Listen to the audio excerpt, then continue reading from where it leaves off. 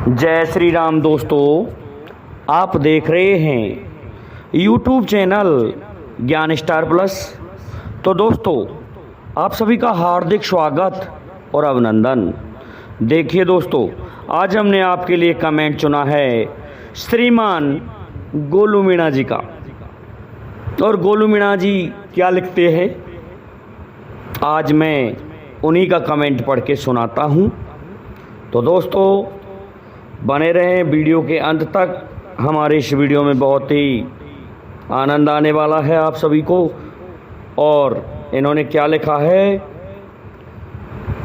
है दोस्तों, बड़ी अच्छी बात लिखी है कि रात गीत निकल गई आधी। क्या लिखा है दोस्तों, रात बीत गई आधी और मज़े खूब ले गई दादी। लेकिन इन्होंने कुछ और तरह से लिखा है उसको, रात बीत गीत आधी मज़ा खूब लेगी दादी। इस तरह से इन्होंने अपने कमेंट में लिखा है। और आज मैं इन्हीं के कमेंट का उत्तर देने जा रहा हूँ। तो इससे पहले जो भाई हमारे चैनल पर नए हैं, उन भाइयों से मेरा निवेदन है कि वे भाई हमारे चैनल को सब्सक्राइब ज़रूर कर दें, साथ ही बेल आइकन को भी प्रेस कर दें, जिससे कि आने वाले वीडियो का नोटिफिकेशन आपको मिलता रहे। दोस्तों, ये हम जानते हैं कि आपने हमें 60,000 सब्सक्राइबर पर पहुंचाया, तो ये आपका ही सहयोग है। हमारे समस्त सब्सक्राइबर बंधुओं को बहुत बहुत धन्यवाद और हार्दिक बधाइयाँ। देखिए दोस्तों, हम आपका हृदय से आभार प्रकट करते हैं कि आप हमारा सहयोग कर रहे हैं। आइए दोस्तों, आज मैं इस वीडियो का अब बताता हूं कि कहां जाके लगेगा ये जो पहेली है श्रीमान गोलू मीणा जी की। देखिए गोलू मीणा जी, मैं इसमें एक कथा सुनाऊंगा, सुने दोस्तों। और इस कथा के अंत में मैं बताऊंगा कि दादी ने कहाँ मज़ा लिए। देखिए दोस्तों, दादी भी मज़ा लेती हैं क्या बुढ़ापे में? हाँ लेती हैं, वही मज़ा सुनाने जा रहा हूँ। देखो, ऐसा हुआ एक बार दोस्तों, मेरे वीडियो को, मेरे शब्दों को अन्यथा ना लें। मेरा एक एक शब्द सार गर्भित है और पुराणों में से लिया गया है। चाहे दादी मज़ा ले या बाबा मज़ा ले, मज़े तो लेंगे। तो सुनो क्या हुआ। ऐसा हुआ एक बार कि भगवान शिव के गले में देखा एक बार माता पार्वती ने कि भगवान शिव, आपका स्वरूप इस तरह का आघोरी है, गले में ना जाने क्या क्या घटमाला लटका रखी हैं। पर घटमाला तो ठीक है, आपके गले में रुद्राक्षों की माला पड़ी हुई है, आपके गले में ना जाने तुलसी की माला पड़ी हुई है, बैजंती की पड़ी हुई है। पर ये तो मुझे दिखाई नहीं दी आपके गले में। मैंने आपके बहुत से स्वरूप देखे हैं प्रभु, उनमें मैंने ये देखा। अब मैंने भगवान श्री हरि विष्णु को भी देखा, भगवान ब्रह्मा को भी देखा, तो उनमें मैंने तुलसी आदि की मालाएं देखी हैं। आपके गले में रुद्राक्ष भी देखे हैं, परंतु इसके अलावा कुछ और देखा है मैंने। कि क्या देख लिया तुमने पार्वती? भगवान शिव कहने लगे कि मैंने देख लिया तुम्हारे गले में तो ये मुंडों की माला है, आप तो हड्डियों की माला पहनते हो। कि हाँ, मुंडों की माला ही तो पहनता हूँ, पर एक बात बताइए, ये मुंड जो हैं तुम्हारे गले में लटके हुए, ये मुझे जो इनके कपाल दिख रहे हैं ना, ये मुझे ऐसे नहीं लग रहे जैसे पुरुषों के हों। तो उन्होंने कहा किसके हैं? कि मुझे स्त्रियों के से नरमुंड दिखाई देते हैं, जो नरमुंडों की माला पहन रखी है आपने।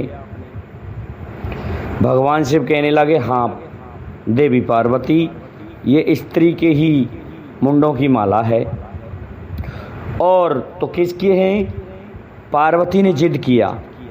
तो भगवान शिव कहने लगे, अरे पार्वती, ये अन्य किसी के नरमुंडों की माला नहीं है, ये तो तुम्हारे ही मुंडों की माला है। कि क्या कहा प्रभु, मैं तो आपके सामने खड़ी हूँ।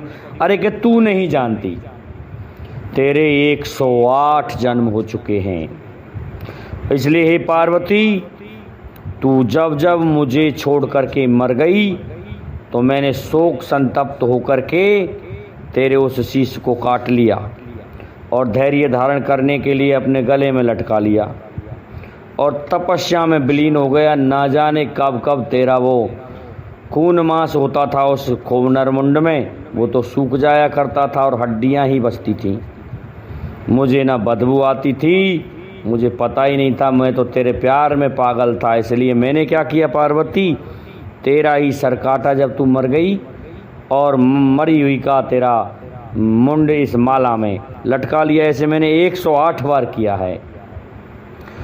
तो पार्वती कहने लगी, हे प्रभु, आप उसी देह से हो कि मैं उसी शरीर से हूँ।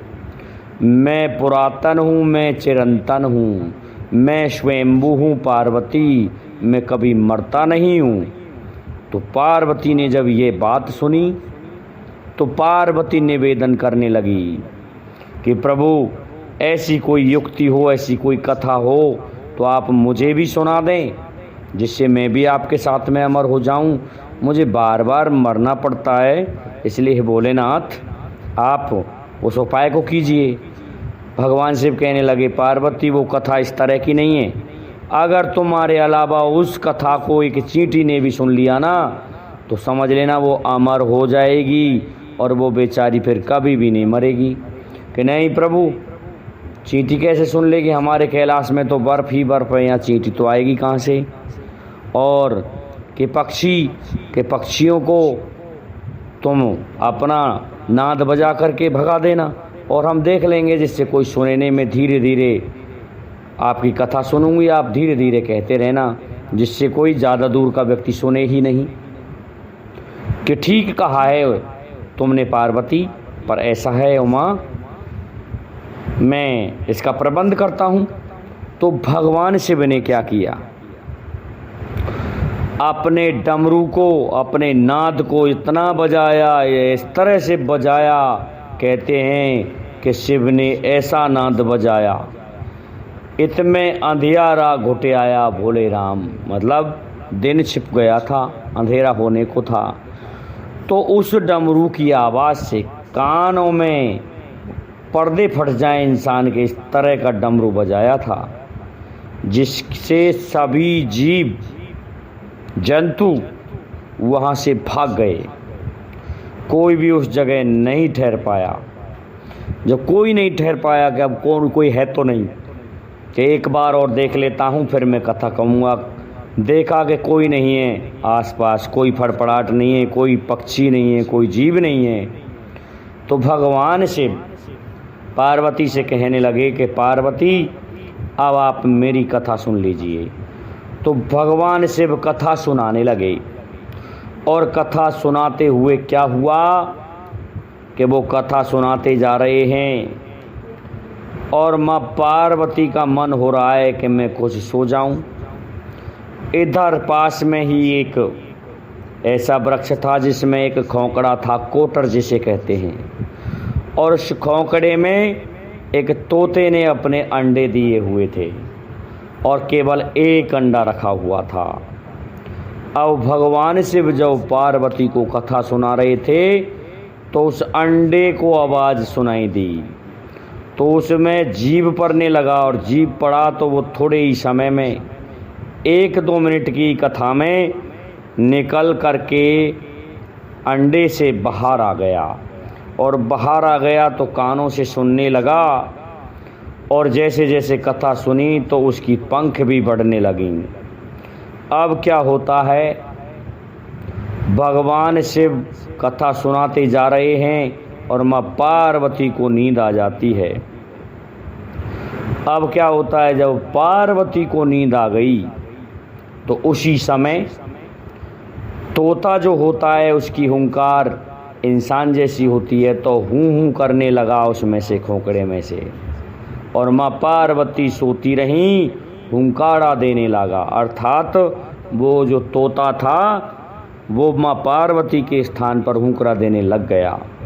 जब हुंकरा देने लग गया, हूँ हूँ करने लग गया, तो उसी समय क्या हुआ, अचानक से पार्वती जाग जाती हैं और कहने लगीं, हे प्रभु मैं तो सो गई। अरे इस स्थान से कहना मैंने यहाँ तक कि तुम्हारी ये कथा सुनी है। भगवान शिव कहने लगे, ओ बुढ़िया पागल तो नहीं हो गई तू? अरे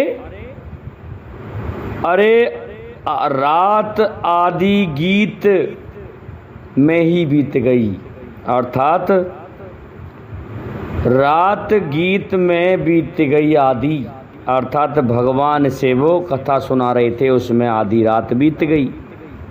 और क्या कह रहे हैं कि मज़ा ले गई दादी। अरे तू सब दुनिया की दादी पार्वती, तू तो मज़ा ले गई, तू तो सो गई, लेकिन तेरे स्थान पर ये हूँ कौन कर रहा था। भगवान शिव को शक हो गया कि किसी ने ये कथा सुनी है, परंतु अभी तो नया ही नया अमर हुआ है, इसको मैं मार दूं तो अच्छा है, नहीं तो इस संसार में ना जाने कब तक दुख पाता रहेगा। ऐसा सोच करके भगवान शिव इत्वित को इधर उधर को देखने लगे, तो उसके डर के कारण, अर्थात भगवान शिव के डर के कारण वह तोता भागने लगा। और तोता दोस्तों भाग करके व्यास मुनि की पत्नी जमाई ले रही थी, जिसकी कोई संतान नहीं होती थी, उसके मुंह में होके उसके पेट में प्रवेश कर गया। भगवान शिव भी भागे जा रहे हैं और जाकर के देखा कि ये तो जमाई ले गई और ये तो पेट में गया। पर क्या कहने लगे, बेटा कब हूँ तो बाहर आवेगो, देखूंगा मैं तुझे, जब बाहर आवेगो जब ही देखूंगा। इस तरह से दोस्तों भगवान शिव कहने लगे, त्रिशूल लेकर के गाड़ दिया उस घर के सामने, तपस्या करने बैठ गए। दोस्तों पार्वती ने सोचा कि अब जब वो अमर ही हो गया तो क्या वो मर सकता है किसी पर। भगवान शिव भी भ्रांति में पड़ गए।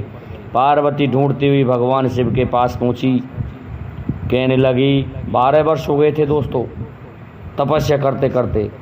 कहने लगी माँ पार्वती, अरे भगवान भोलेनाथ, आपने ही तो कहा था कि जो भी कोई इस अमर कथा को थोड़ा भी सुन पाएगा और वो न मरेगा किसी के मारे, खुद ही अमर हो जाएगा।